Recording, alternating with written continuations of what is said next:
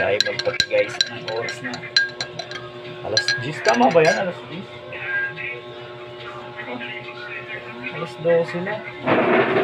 Kakape pa lang ako. Kasi kaso ako ng kasi gulay. Kasi kaso tayo ng gulay. Yung kumuting kahoy. Nagdurog-durog ba? Ay, sinara na natin yung gulay. Hinaluan ko nga ng ano, sitaw eh.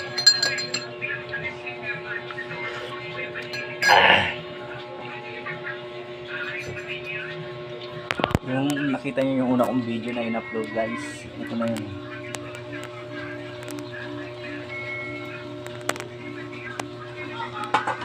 Pinababawang ko ng ano, sitaw.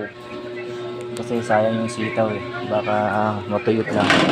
Sinali ko na. Tapos ito yung gata. Yung gata na yan, may halo yan na ano, Knorr Cubes cream. Knorr Cubes cream yung panlagay talaga sa gulay. Dagdag pampalasa din yun. Ayan. Ayan. Ayan ang Knorr Cubes cream. Malasa kasi pag mayroong ganyan. Kape tayo mga guys. Kahit alas 12 ng tanghali nagkakape tayo.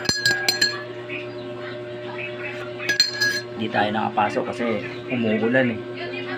Wala naman kaming kapote. Hindi kami bumabiyahe pag ganun. Tumawag nga yung boss namin. Teka na yan, makapasok. Hindi obra yung pag umuulan. Negative kami dyan. Delikado yung pag umuulan. Nakamotor lang kami. Madulas yung daan. Mababasa kami. Tapos pagdating doon, uulan-ulan. Naamon-amon. Di rin kami makakakilos ng ano.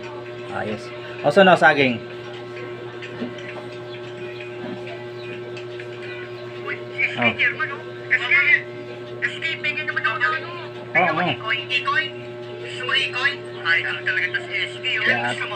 taong bahay muna tayo guys.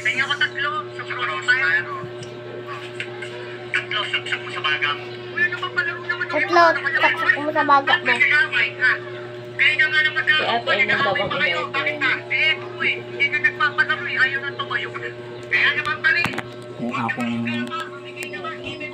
Yung akong bana nagkukwenta ng ano bayarin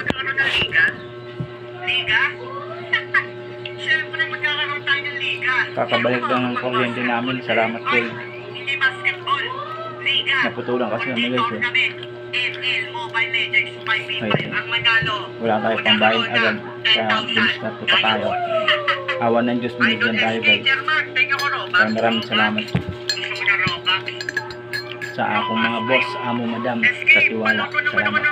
Importante talaga yung tiwala. Tiwala mo sa ako.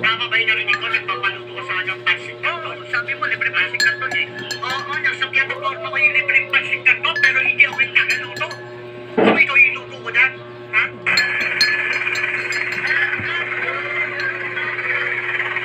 So, may maglalangin na helicopter dito sa mga namin. Ipapakita namin sa inyo. Ayan na, helicopter! Saan mo yung segundo ko? Dapat matunaw to eh. 116 sa akin.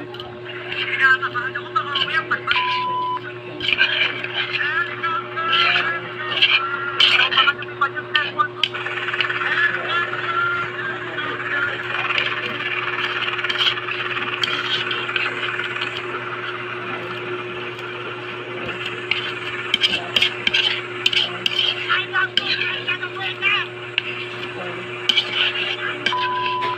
By the way, they are doing exercise and ang tawag sa kanila ay mga Danish Navy.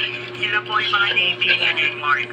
And hindi lang po sa Denmark ang nag-exercise sa mga ganyan, kundi sa iba't iba pang panig ng bansa. Mga rescuer din po sila.